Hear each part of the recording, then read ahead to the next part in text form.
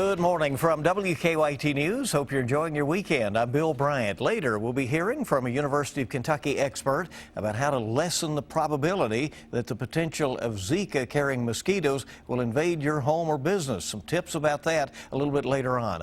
But first, on Kentucky Newsmakers, Dr. Aaron Thompson has taken the reins for now at Kentucky State University. As the interim president at KSU, Thompson will work to steady the ship and make progress after the sudden resignation of Dr. Raymond Burse.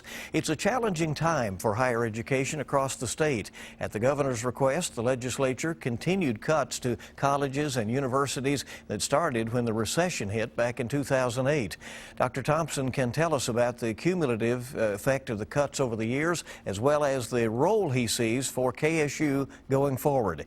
Thompson grew up in rural Kentucky before working to become a nationally recognized expert on education and diversity. Dr. Aaron Thompson, interim president at KSU, joining us this morning. Thanks for coming by. We appreciate it. Thanks for the invitation, Bill. And I guess the first question, it is a tall challenge. Why did you agree to accept this post, at least for now, at Kentucky State University? Well, first of all, I feel honored to have been offered and feel very satisfied that this is the right move at the time for me and Kentucky State. I agreed for several reasons. One is that I've been very much involved with seeing Kentucky State either grow or in some cases not grow over the last many years. And with knowing the kind of knowledge that I had about Kentucky State, I thought it would be a quicker fit, if you will, that we would jump in and try to help it to get to a point of thriving. Do you intend to seek the position permanently?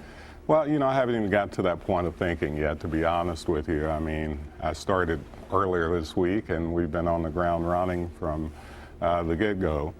When it comes up time, if you will, I'll think about it. I know the board has decided to move forward with a national search immediately. And with that in mind, you know, I want to make the university a place that any top-notch president would want to come and do that. So my job is, although interim, is to act like I'm going to be there for the next 100 years. Dr. Raymond Burse was in his second term as president of KSU before he suddenly stepped down last week. At one point earlier in the year, he talked about even the possibility of KSU closing. KSU was spared from the budget cuts by the governor and the legislature. What are your initial impressions of where things stand? Well, first of all, let me thank the governor and the legislature for sparing KSU from the cuts, because to be honest with you, we are having to do a lot of efficiency moves in order to have the kind of dollars to not only find ourselves even, but to find dollars to invest. There's no way that you can operate a university of the size of KSU or the importance of KSU from a continuous point of a deficit. So giving the process of having no cuts, but given the process of knowing that we're going to have to start the build process at a faster rate, it gives us a shot to really be a successful university, not only for the state, but nationally also. The enrollment now, as you mentioned, has dropped. What is it approximately now, and what should be the goal, do you think? Okay. Well, you know, we're around 1,600, 1,650 currently. And I look at that as viable enrollment. I mean, what I mean by that is we may have some people there that may be on the books but not actively engaged. What I'd like to see over the next 5 years, that we would move back to somewhere between 2,700 and 3,000. Now that's a tall order because it looks as if we're going to try to double the enrollment. Well, we are. But we're going to double the enrollment from the standpoint of a very strategic process. We're not just looking to double the enrollment of any student that wants to come. We want to double the enrollment of students that want to choose Kentucky State as their first choice. So we're going to be very strategic in our enrollment process. And we're also going to be very strategic in what I call the back end of this, and that is helping our students to complete and to feel like they have a quality education when they do complete. Sounds like you're speaking to quality. Then you want to see things improve? Absolutely. We can talk quantitative all day long, and we've spent a lot of time talking quantitative. Absolutely nothing wrong with that. We need to increase our completion rates, our retention rates. We need to do it at a faster click than we've done it before, no doubt. I'm there. But what I know is that's about the end result. That's success, no doubt about it. But also as success is the process, helping students to know that they are engaged in their education and know that when they get that education, they feel like they got an education that can serve them to not only be an educated person, but someone who can go out and get a job and perform at a high competent level. Dr. Thompson, describe the role you see for KSU in Kentucky now in the scheme of higher education as you see its role in the world. It's a historically black university that has a more diverse enrollment now. Where does KSU fit into Kentucky's higher education strategy and picture? Well, first of all, it is a unique role in the sense of the word. It's the first HBCU in Kentucky, the longest standing. We have another now at Simmons College. So there is a historical marker that we should take full advantage of and build on.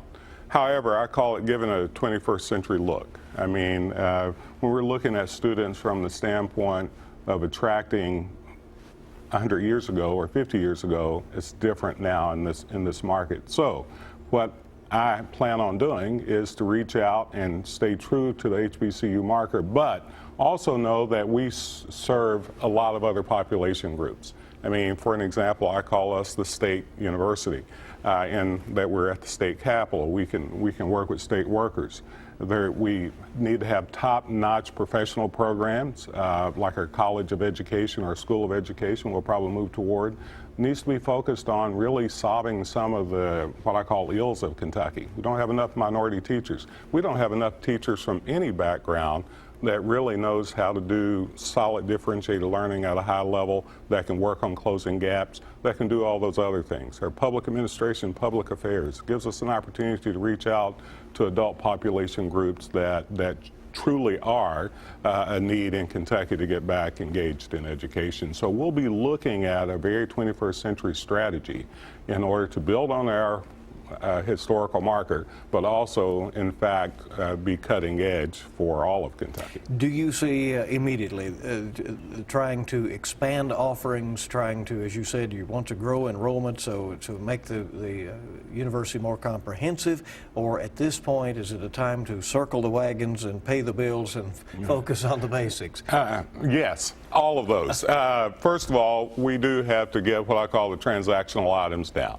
We have to have good business acumen. We have to do all those things to make sure that our bills get paid and we are solid citizens in the state.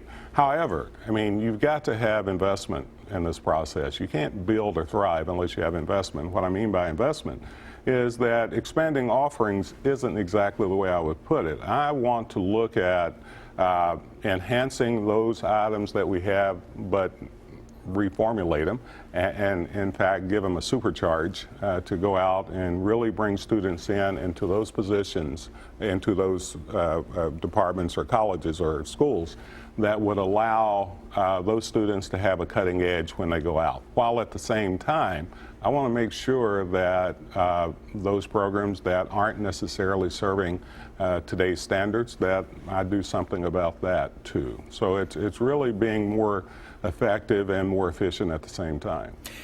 You have a very compelling personal story, having grown up in rural Kentucky and then becoming a very often quoted author and lecturer across the country on diversity and opportunity in education.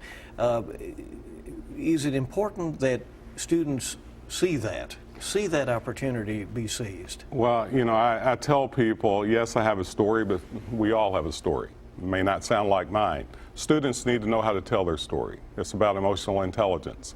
I was born, as you all know, in the hills of Kentucky to an illiterate coal miner father, sharecropper, mother had an eighth-grade education. So, Bill, I was first-generation high school student. So when people talk about first generation, I can tell you a story. When they talk about people working to get through college, I can tell you a story. So, yes, we have a lot of stories to tell. But my objective when telling my story is really connecting to the people to inspire them to have the kind of energy and motivation to do what they can do and do it to the best of their ability. It doesn't have to look like me or act like me. But what you need to do, though, is to put forth the kind of effort, both socially, intellectually, and emotionally, that will help you to buy into your own success story. And that's what I do when talking about my story or telling my story. It's not just purely for the fact of I like talking about me, you know, but it is for a purpose. Dr. Aaron Thompson is with us. We get a twofer with him. He's serving currently as the interim president at KSU, and we'll talk to him about broader issues of higher education in just a moment here in Kentucky. Back with that on WKYT's Kentucky Newsmakers. Welcome back to WKYT's Kentucky Newsmakers. We'll continue our visit now with Dr. Aaron Thompson, who is currently serving as interim president of KSU. Says he is undecided about whether he will seek that on a long-term basis. Dr. Thompson, Kentucky's public colleges and universities have seen public support dwindle over the last decade. One budget cut after another after times got hard coming out of Frankfurt. Other states are investing more and are returning to a more robust investment in higher education. Does that concern you? It very much concerns me. I mean, I realized for the longest time we needed to make the kind of cuts that put us in a good place, but we went through a lot of efficiency cuts earlier in the last few years. I first of all appreciate the governor focusing on the pension, because obviously that needed focus on, and so the legislature and the governor doing that is very important. So my statement is not about that, but it is about investing in what I call the solution. In other words, I think higher education, if you look at correlational variables, or even in some cases causal variables, what we find is that education is the cure to a variety of the ills, whether it's the prison or whether it's not people on Medicaid or whatever the case may be. Education is that strong correlational variable. So let's invest in our solution. Let's invest in our kids moving on to do the kinds of things that they can become active citizens. It's also, we know that people with higher education also pay more tax dollars. So there's a lot of items that are compelling to the reasons of investing in higher ed, and my hope is that the governor and the legislature, and I think they will, by the way, I think they have told us that they want to do that, and they just announced some investment even in dual credit for students that want to come into higher education from high school. So I believe they will put forth all kinds of efforts in the next cycle to invest in higher ed. How should we shift our strategy to changing times right now? Obviously there is some debate in Kentucky right now about whether you offer programs that are in high demand areas and train people for the jobs that are available, or do our universities have an obligation to have comprehensive offerings and still let the young people make their choices? Yes, once again. Yes and yes. Yes and yes. Well, obviously, I think we do need to focus, and we need to work with employers to find out what are those jobs that are in demand, and look at it from a 5, 10, 15, 20-year perspective and build on that. However, what we know is that employers are telling us that they need to have a comprehensive background in what I call the essential skills, that they know how to communicate, work with people of diverse backgrounds, they can problem solve. All of those lie in those liberal arts. Those lie in that ability to communicate written and orally with a variety of people. So we cannot be as comprehensive as we once were. I think we're really going to have to focus on our choices, and we do probably have too many choices offered in public higher education, and we need to really focus on dwindling those down. But my argument is that we need to make it still holistic. Liberal arts still have a place. If you don't believe me, look at the people in management and leadership 20 years down the road and look at their degrees. So my argument is it's both. But we do need to really focus on how those programs look holistically and how many of those programs that we have. The statistics clearly show that those with college degrees on average earn more, have better health situations and so forth. Right. But the cost of attaining a college degree keeps jumping. We're down to a minute or so here, Dr. Thompson. Should students today be in a position to have to do a cost-benefit analysis when it comes to what they're going to do after high school? Do they just simply have to do that? Decide whether you want to go be $50,000 in debt? Absolutely. And by the way, everything from, I believe they should be looking at post-secondary education, whether it's a workplace certificate or a PhD. What I do believe is students have to put a little more skin in the game as they achieve it. Also, quickly, I know we're running out of time, what we know is that student loans are important, and if you get the degree, it's a great investment. If you don't get the degree or certificate, then it's going to cost you and it's going to cost our tax dollars. So my argument is that you need to do a cost-benefit analysis, but not just with what the dollar amount, because in Kentucky, we're actually pretty good in public higher education as far as net cost. It's really good. What we need to do, though, is focus on increasing those completion rates where students then can have a net cost with a degree. I mean, have a lower cost with a degree. So yes, that cost-benefit analysis needs to include more than just what the gross amount is. It needs to look at the total benefit of that investment. Well, thank you for coming by. We appreciate it, sharing your vast knowledge on higher education, and certainly in your early days at KSU. We appreciate you coming. Well, Bill, I appreciate you, and I appreciate WKYT. Thanks for the invitation. Yes, sir. We'll be back in a moment, and we'll talk about these concerns about mosquitoes and Zika with a local expert next.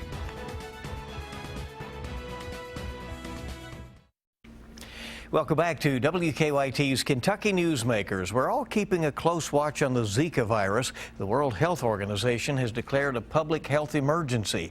Government agencies in Kentucky are coordinating with the federal response as well as local governments. But apparently the most important thing you can do is keep mosquitoes away from your place and keep from being bitten by mosquitoes. What do you need to know? We're joined today by Blake Newton, who's with the UK Extension Entomology, and he is here to explain some information that we all should be aware of. Thanks for coming in. Thank you. What should we know about the Zika virus and it's being carried by mosquitoes? Yes, we know that there's an outbreak of this. This is kind of new. It's happening mostly in South America and the Central Americas. But there is some risk of this virus moving up into the United States, especially in the warmer parts of the southeast. We have the mosquitoes that can transmit this virus in Kentucky, but the primary mosquito, it's called Aedes aegypti. It's very rare here. But if people start contracting the virus here in Kentucky, which could take quite a while for it to become widespread, then mosquitoes could start transmitting it between people. But right now, that's not really happening yet. But we are taking precautions. So at this point, we do not believe that the mosquitoes that carry the Zika virus are in Kentucky. Well, the mosquitoes are, but they aren't. Okay. They don't have the disease. They're not yet. Infected. Yes. Yet. Yeah. So at this point, it's in the tropics. Yes, mostly in the tropics.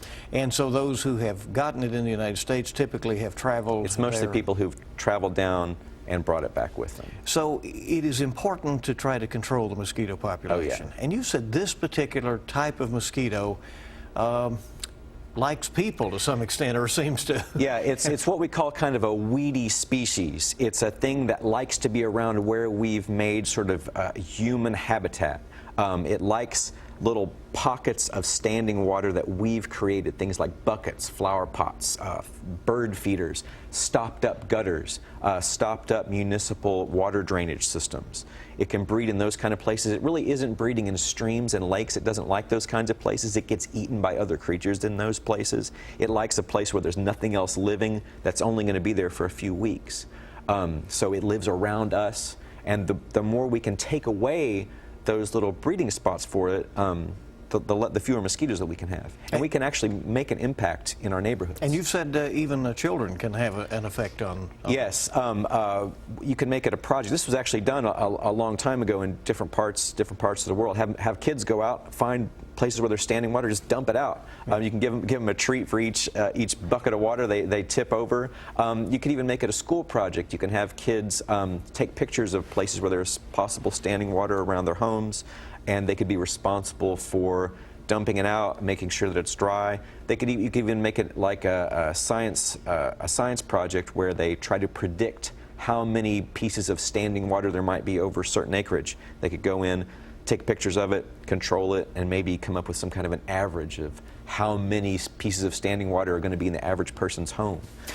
So, you know, you can control your own yard Yes. to some extent Yes. anyway, but, you know, what about those in the neighborhood or maybe businesses or other locations? Right. Yeah, and for that, obviously, getting the word out is the best thing that you can do. So you can remove the standing water around your yard, get together with your neighbors, and try to do the same thing. But yeah, as you said, if you have local businesses, maybe somebody who's not living in a house that's a vacant house, some of those things are a little more challenging. But I think if you get everybody together and work together, you can do this, especially right now, since Zika is on everybody's mind. This is a good time to educate about mosquitoes in general, because mosquitoes are always a problem. They can always spread things like West Nile. So the more people know about this, the more we can take measures to reduce standing water around our houses. And why do you want standing water around the house anyway? So let's take this as an opportunity to help control the population. We know there's a massive federal effort, and obviously the World Health Yes. Organization recognizes that this is a worldwide issue at this point. What efforts are going on with local governments and the state government in Kentucky to try to lessen the problem? Yeah, we're doing a bunch of things. We're doing a lot of it is just education, because the best thing that you can do right now with mosquitoes is to control the standing water and also wear repellents. But cities can also do spraying campaigns. The sort of the roosting areas of the mosquitoes can be sprayed, and also water can be treated. So those efforts are being picked up by some, especially the big cities. So once again, this is a city mosquito. So the cities a lot of times will take control of this. And then also in our department, we're doing things like monitoring the mosquito populations and trying to figure out new ways to fight them. So there's actually a bunch of things going on right now. Now, you mentioned the important thing is to not get bitten. Yes. So what can you do individually just to, you know, lessen the chances that, you'll be the one that the mosquito goes for? Right. And there's no vaccine for actually a lot of the mosquito-borne diseases these days. So the best thing you can do is to keep from being bitten. And this also helps for ticks, because the same things used to keep ticks away from you, which also could carry some diseases like Rocky Mountain spotted fever, the same repellents are useful for mosquitoes and ticks. We recommend, there's actually, if you go to our Zika website, the new Zika website we've created, there is a link to, the EPA has a little chart that you can use to figure out which repellent is best for you. And there's 3 or 4 different active ingredients. They're all very similar, but if you use these things, they can work for many hours to keep you safe from mosquito bites. And all of the EPA registered ones are safe to use. They're all very effective. Some of them are effective for 6 or 8 hours. Some of them are used on your clothes. Some of them are used on your skin. So we recommend insect repellents for all ages. Follow the labels. Some of them are for kids, and they have a lower percentage of the chemical. And also stay out of mosquito areas. If you know, like my backyard, I don't know where the standing water is, but I get a lot of mosquitoes in my backyard. I just know not to go around 8, 9 o'clock, kind of stay in the house. But then after that, they kind of taper off a little bit, and then again in the morning they seem to come back. So if you kind of know where the mosquitoes are, stay out of those areas. Blake, why is it that some people seem to be, you know, you have a group of people together and someone gets just eaten up by mosquitoes and maybe they don't bite somebody else at all? Yeah, and we don't know the answer to that. There's been a lot of speculation over the years. We're just talking about the possibility that maybe skin pH might have something to do with it. I think there's some research behind that. Maybe something to do with some people might have different pheromones coming off of them, those smells and odors depending on what they're up to. Maybe different fragrances that they're wearing that might either repel or attract mosquitoes. So we don't know, but it sure seems like to me whenever I'm sitting outside that I'm one of the people who tends not to get bitten by them too much, which is, you know, cross my fingers. You're lucky. But yeah. but it will seem like somebody else gets hit by a lot of them. Also, some people are less sensitive to the bites. They'll be less likely to get a little welt from it or to feel itchiness from it. So it could be that I'm just getting bitten by them and I don't know it. Because that's a reaction. Yeah, really. it's an autoimmune reaction. Yeah. Now, at this point, you said that there are other concerns beyond mosquitoes and more reasons to get rid of mosquitoes than just Zika. Yeah. So again, what are some of those? Well, so Zika, not very common in Kentucky right now, not Right. something we're really worried about this instant, but West Nile has been here for years, and people get sick from it every year. So we always want to keep mosquito populations down. We always want people to be aware of keeping themselves safe from mosquito bites. Also, ticks are a big deal, and they just seem to be more and more prevalent. I found ticks for the first time last year in my own suburban yard in Kentucky, in Lexington. So ticks are becoming very common. Lyme disease, not a big deal in Kentucky. Once again, cross my fingers. But Rocky Mountain spotted fever is pretty common. And people get that in Kentucky frequently, and it's almost as serious as Lyme disease. Also, there's ehrlichiosis and some other diseases that are spread by ticks. So we don't want people to get bitten by a lot of ticks either. On the other hand, one thing I definitely want to mention before we're finished is that we don't want people to be afraid to go outside. Kentucky is one of the safest places in the world to go out and enjoy the outdoors. And I feel like I'm in the business sometime of making people scared of going outside, but that's not what I want to do. I have 2 kids and a wife. We're outside as much as possible. If there's some mosquitoes, we might duck inside a little while or put some repellent on. But we like to spend as much time as possible, especially in the summertime in Kentucky. So be smart, Yes. but enjoy yes, this definitely. beautiful Commonwealth that we have. Quickly, you mentioned a website for more information, and that is what? Yes, it's a new Zika website. It's just been created in the last few weeks, so the name of it is really wild right now. But if you go to the main UK entomology website, which type UK entomology into Google, and you should get there right away. It's one of the first links on the page. It says new Zika website. It'll take you right to it, and it's got very current information. It's a very simple website, which is it's almost like headlines of links that you can go to, how to protect yourself, how to find the right kind of repellent, the latest news on the spread of Zika, things like that. There's a link to the CDC, I guess. And there's also links to the CDC. Yeah. All right. Thanks so much for coming in, Blake Newton, with the entomology group over at the UK Extension Service. We really appreciate the information. Thank you for giving us some time. And we thank you for joining us for this edition of WKYT's Kentucky Newsmakers. We'll see you bright and early this week on WKYT This Morning, and we certainly hope you make it a good week ahead.